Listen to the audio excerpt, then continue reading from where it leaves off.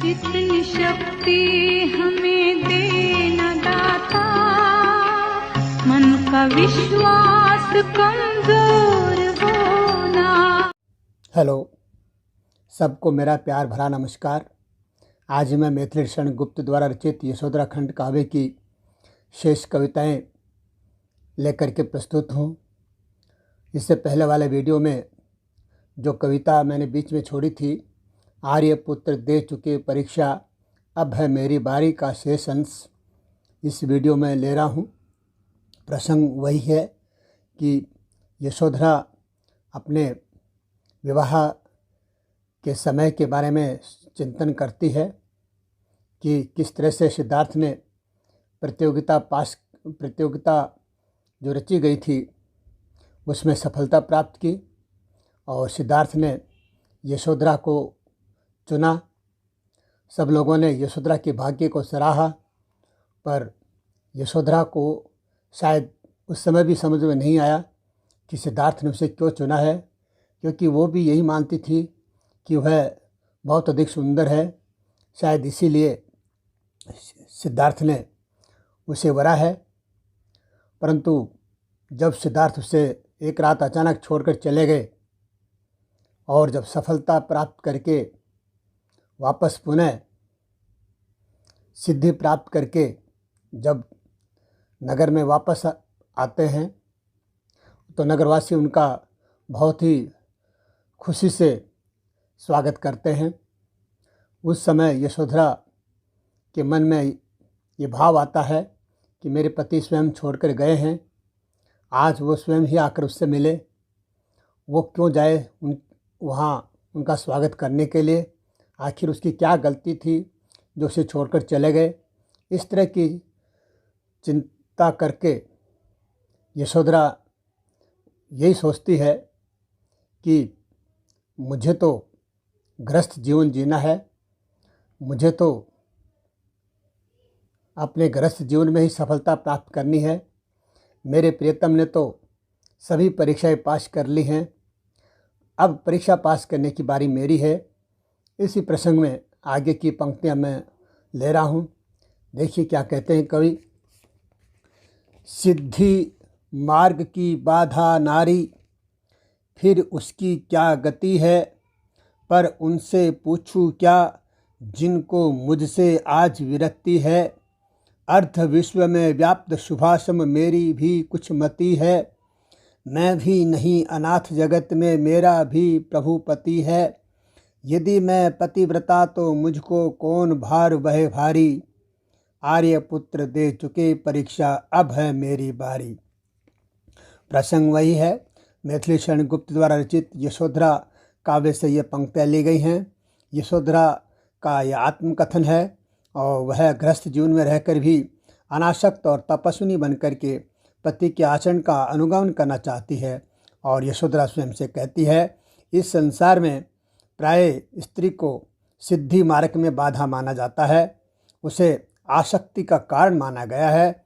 इस कारण नारी आसक्ति से स्वयं को निर्मुक्त कैसे बता सकती है? नारी के साथ ऐसा आचरण कहाँ तक उचित है? यशोधरा का कहने का मतलब है कि पुरुष ने स्त्री को अपनी सिद्धि और तपस्या में बाधा समझा है, इसलिए लोगों ने यही सोचा कि स्त्री को छोड़ दें तो मोक्ष की प्राप्ति हो सकती है।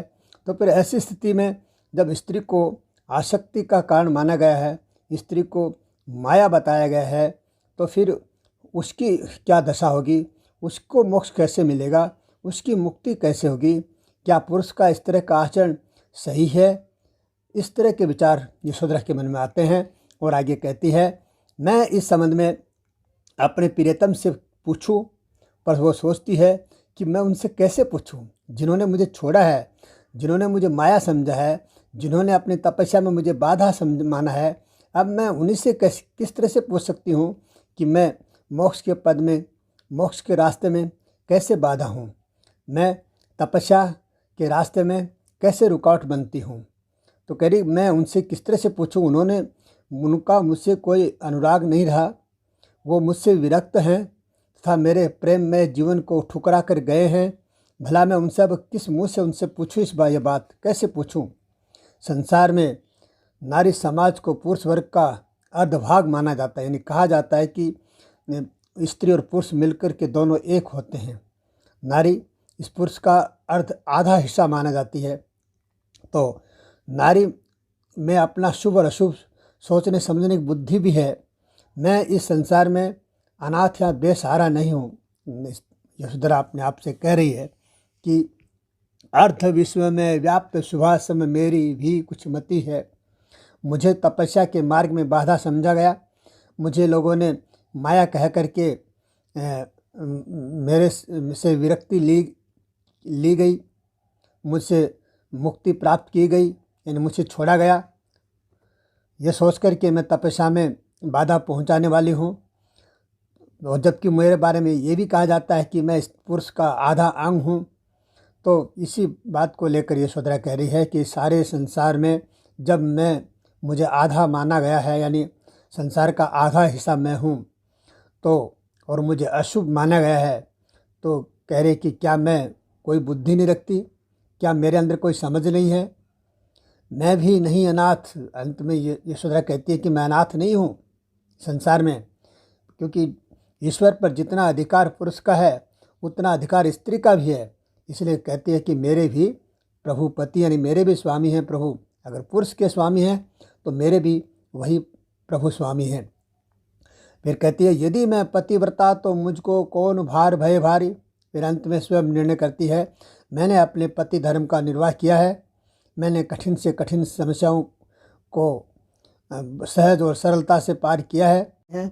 अब गृहस्थ जीवन को मैं अनासक्त भाव से तपस्वी जैसा जीवन जीने की मेरी बारी है। उन्होंने अपनी बारी पूरी कर ली है। इन पंक्तियों में यशोधरा द्वारा पतिव्रत धर्म का पालन करने तथा पति के समान ही अनासक्त तपस्विनी जैसा जीवन अपनाने का संकल्प व्यक्त हुआ है। इन पंक्तियों की शब्दावली सरल है, भावों के अनुकूल है। इन पंक्तियों में आक्षेप एवं काव्यलिंग अलंकार का प्रयोग हुआ है और इन पंक्तियों में गीतात्मकता का गुण विद्यमान है। भाषा वही खड़ी बोली हिंदी है। देखिए अगली पंक्तियों में क्या कहती हैं। यशोधरा के भूरी भाग्य पर ईर्ष्या करने वाली, तरस न खाओ कोई उस पर आओ भोली भाली। तुम्हें न सहना पड़ा दुखी है, मुझे यही सुख आली। वधु वंश की लाज देव ने आज मुझे पर डाली। बस जातीय सहानुभूति ही मुझे पर रहे तुम्हारी। आर्य पुत्र दे चुके परीक्षा, अब है मेरी बारी। इन पंक्तियों में यशोधरा सिद्धार्थ के महानिष्क्रमण से जो स्त्रियां यशोधरा को अभागी मान रही हैं, उनको लक्ष्य करके कहती हैं कि मेरे भाग्य पर सभी स्त्रियों ने मुझे बुरा कह करके संबोधित किया कि मेरे पति को मैं बांध कर नहीं रख सकी, इसलिए वो शायद मुझे छोड़कर चले गए। इस तरह से मुझे जो बुरा बता रही थी वो स्त्रियां अब चुप हो जाएं। मेरे भाग्य पर उनको कोई तरस खाने की ज़रूरत नहीं है। आगे कहती है, हे भोली भाली नारियों, आओ तुम्हें ये दुख नहीं सहना पड़ा। अर्थात मेरे प्रियतम के वियोग का जो दुख मैंने सहन किया है वो तुम लोगों को सहन नहीं करना पड़ा। देखो मेरे पति का विरक्त होकर चले जाना मेरे बहुत सुखदायी बन गया है। मतलब यह है कि पुत्र का पालन पोषण कर अपने कुल परंपरा की मर्यादा बचाए रखने की जिम्मेदारी विधाता ने मुझ पर डाली है। यह कार्य मेरे लिए बुरा नहीं है, इसमें मुझे सफलता मिले, इससे तो आप सभी की केवल सहानुभूति चाहिए। आप लोगों को ईर्ष्या करने की आवश्यकता नहीं है। मेरे लिए ये जो अवसर है, इस अवसर से मैं सुखी हूँ, खुश हूँ। आप सब से तो यही अपेक्षा है कि आप लोग मेरे प्रति सहानुभूति रखें। मेरे आर्यपुत्र विरक्त जीवन अपनाने की प्रेरणा दे चुके हैं, परंतु अब मेरी बारी है, मुझे तपस्विनी की तरह अपने कुल की रक्षा करनी है। इन पंक्तियों में यशोधरा की कर्तव्यनिष्ठा एवं दायित्व निर्वाह की भावना प्रकट हुई है। भाषा भाव अनुकूल है। अनुप्रास एवं काव्यलिंग अलंकार द्रष्टव्य है। भाषा वही खड़ी बोली हिंदी। अगली पंक्तियाँ, जाओ नाथ अमृत लाओ तुम मुझ में, मेरा पानी, चेरी ही मैं बहुत तुम्हारी, मुक्ति तुम्हारी रानी। प्रिय तुम तपो, सहु में भरकस देखूं बस है हे दानी। कहाँ तुम्हारी गुण गाथा में मेरी करुण कहानी। तुम्हें अप्सरा विघ्न व्यापे, यशोधरा करधारी। आर्यपुत्र दे चुके परीक्षा, अब है मेरी बारी। यशोधरा खंड काव्य से उद्धृत ये पंक्तियाँ हैं और मिथिलेश गुप्त द्वारा रचित है। इन पंक्तियों में सिद्धार्थ के निष्क्रमण के बाद यशोधरा भी अनासक्त एवं तपस्विनी का जीवन अपनाने का निश्चय करती है। इस संबंध में वह कहती है कि हे आर्यपुत्र, आप अपने सिद्धि मार्ग पर जाओ और केवल रूपी मुक्ति अमृत को प्राप्त करो, परंतु मैं तो अपनी ही मर्यादा में रहूँगी। मैं तुम्हारी परम दासी या सेविका बनी रहूँ, ये मेरी कामना है। मुक्ति तो केवल तुम्हारी ही रानी रहे, यानी तुम्हें मुक्ति प्राप्त हो, केवल पद प्राप्त हो, यानी जो तुम सोच कर गए हो वो तुम्हारा सोच पूर्ण हो। हे प्रिय, तुम निरंतर तप करते रहो, परंतु मैं तुम्हारी तपस्सिद्धि को देखने में पूर्ण समर्थ बनी रहूं और यही देखने की लालसा रखूं कि तुम्हारे गुणों के बखान के साथ मेरी करुण कहानी का उल्लेख कहाँ तक हो पाता है। यानी यशोधरा के कहने का मतलब है कि हे प्रियतम, तुम अपने लक्ष्य में सफलता प्राप्त करो और मैं यहीं रह कर के तपस्विनी जैसा गृहस्थी जीवन जीऊँ, बस यही मेरी कामना है। और मैं तो ये देखना चाहती हूँ कि तुम्हारी इस सिद्धि की सफलता में हो सकता है कहीं मेरा नाम भी आए। हे यशोधरा की करधारी अर्थात यशोधरा का वर्ण करने वाले प्रियतम, तुम तपस्या करते हुए अप्सराओं के द्वारा तुम्हें किसी प्रकार की बाधा न पूछे, तुम्हें जो भी संकट आए उन पर तुम्हें सफलता मिले, मैं यही कामना करती हूँ। हे आर्यपुत्र, आप अनासक्त भाव से निष्क्रमण करने से परीक्षा दे चुके हैं, परंतु अब अनासक्त रखने की परीक्षा देने की मेरी बारी है और ईश्वर मुझे इसमें सफलता प्राप्त करे। इन पंक्तियों में विशेष बातें अगर देखें, यानी भाषा सौंदर्य की दृष्टि से अगर कुछ बिंदु बनते हैं तो वो ये हैं। यशोधरा आदर्श पत्नी के अनुरूप भावों कल्पनाओं का प्रकाशन कर पति को सिद्धि पाने में सफल देखना चाहती है। वह स्वयं भी अनासक्त तपस्विनी का जीवन अपनाने की निष्ठा व्यक्त करती है। दूसरी बात, यशोधरा के रूप में भारतीय नारियों के आदर्श की वंदना हुई है, इसमें आक्षेप भी है और यहाँ अनुप्रास, रूपक, आक्षेप और काव्यलिंग अलंकारों का प्रयोग हुआ है। गीत की गति, यति और तुकांत प्रशंसनीय है। और अब मैं ये कविता यहाँ पूर्ण हुई और अब अगली कविता मैं लेता हूँ जो बहुत छोटी सी है और देखिए क्या कहते हैं कवि इसमें। रे मन आज परीक्षा तेरी, विनती करती हूँ मैं तुझसे, बात ने बिगड़े मेरी। अब तक जो तेरा निग्रह था, अब बस अभाव के कारण वह था। लोभ न था जब लाभ न वह था, सुन स्वागत की भेरी। रे मन आज परीक्षा तेरी, दो पग आगे ही वह धन है। अवलंबित जिस पर जीवन है, पर क्या पथ पाता यह जन। मैं हूँ और अंधेरी, रे मन आज परीक्षा तेरी। ये कविता यशोधरा खंड काव्य से उद्धृत है जो कि मिथिलेश गुप्त द्वारा रचा गया है। सिद्धार्थ जब तपस्या करने के बाद कपिल वस्तु आए तो यशोधरा सोचने लगी कि प्रियतम ने चुपचाप निष्क्रमण कर उसे अकेला छोड़ दिया था, अब वे स्वयं ही उसके पास आए, वह उनके पास नहीं जाएगी। यानी यशोधरा ने मान किया है। और इसी प्रसंग में यशोधरा कहती है, रेमन, आज तुम्हारे धैर्य और त्याग की परीक्षा है। मैं तुमसे प्रार्थना करती हूँ कि प्रियतम के पास जाने की, उनके दर्शन लाभ पाने के लिए उतावला मत होना, जल्दी मत करना, जिससे मेरे स्वाभिमान को ठेस पहुँचे और मेरी बात बिगड़ न जाए। आज तक मन में उत्सुकता नहीं थी, इसका कारण यही था कि मेरा और अपनी इंद्रियों पर वश था, और दूसरी बात ये थी प्रियतम भी मुझसे काफ़ी दूर थे। इस कारण उनके लौट आने का न तो विश्वास था, न ही विरक्त पति की पुनः गृहस्थ जीवन अपनाने की कोई संभावना थी। इसलिए मेरे मन में उस समय किसी प्रकार का कोई लालच नहीं था। बात बिगड़ने की उस समय कोई संभावना नहीं थी। परंतु अब तो प्रियतम बिल्कुल पास आ गए हैं, गांव के बिल्कुल करीब आ गए हैं नगर के। तो ऐसी स्थिति में तुम्हारे अंदर उनसे मिलने का लालच पैदा हो सकता है, लोभ पैदा हो सकता है। तुम मेरा साथ छोड़ करके भाग सकते हो। इसलिए हे मेरे मन, मेरी तुमसे विनती है कि आज मेरी बात बनाए रखना, आज मेरी बात बिगड़ न जाए, क्योंकि उन्होंने स्वयं मुझे छोड़ा है। और अब मैं यही सोचती हूँ कि स्वयं आकर के मुझे अपनाएं, मुझसे मिले। आज नगर में उनके स्वागत के नगाड़े बज रहे हैं, सब लोग उनके आने से प्रसन्न हैं। ऐसे में हे मन, आज तेरे धैर्य की परीक्षा है, मेरी बात को बिगड़ने मत देना। आगे यही सोचती है यशोधरा। सिद्धार्थ गौतम ने उसे स्वयं त्यागा था, इसलिए वे तपोवन से इस नगर में स्वयं आए हैं। तो मेरे पास आने में क्या बाधा है? यानी इतनी दूर जब चलकर आ गए तो मेरा घर, मेरा महल, मेरा भवन तो बिल्कुल अब करीब है, तो उनको मेरे पास ही आना चाहिए। हे मन, मेरे प्रियतम आज मुझसे 2 कदम दूर हैं, फिर उन पर मेरा पूरा जीवन आश्रित है। परंतु क्या मैं स्वयं उनके पास जाने का पथ पा सकती हूँ? अर्थात मेरा वहाँ जाना क्या उचित है? क्योंकि मैं इस समय निराशा से घिरी हुई हूँ, इसलिए मेरा मन अनिश्चितता की स्थिति में है। इसलिए मेरे तुमसे विनती है कि मेरी बात बिगड़ने मत देना, मेरे स्वाभिमान की रक्षा करना।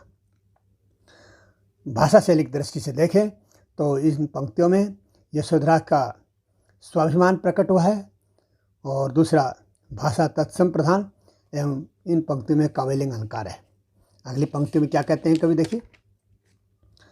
रे मन आज परीक्षा तेरी, यदि वे चल आए हैं इतना, तो 2 पद उनको है कितना। क्या भारी है, क्या भारी वह मुझको जितना, पीठ उन्होंने फेरी। रे मन आज परीक्षा तेरी, सब अपना सौभाग्य मनावें। दर्श परस निश्रेष पावें, उद्धारक चाहे तो आवें। यही रहे यह चेरी, ये मन रे मन आज परीक्षा तेरी। ये अवतरण मैथिली गुप्त की यशोधरा खंड काव्य से उद्धृत है।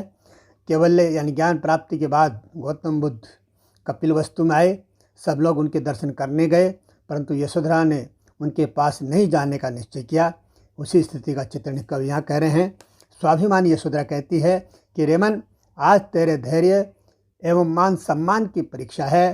प्रियतम गौतम सिद्धि प्राप्त करने के बाद तपोवन से स्वयं चल कर के इस नगर में आए हैं।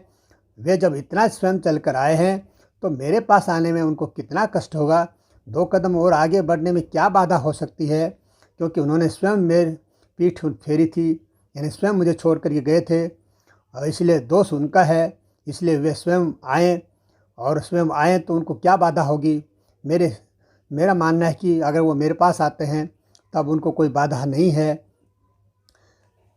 मेरा वहाँ जाना बड़ा मुश्किल है, मेरे जाने में अनेक बाधाएं हैं, उनका यहाँ आना सरल है।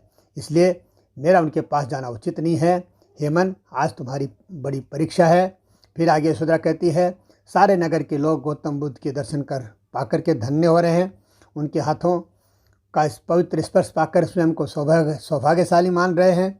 सब गौतम के दर्शनों से अपना कल्याण करें, परंतु मैं स्वयं उनके पास नहीं जाऊंगी।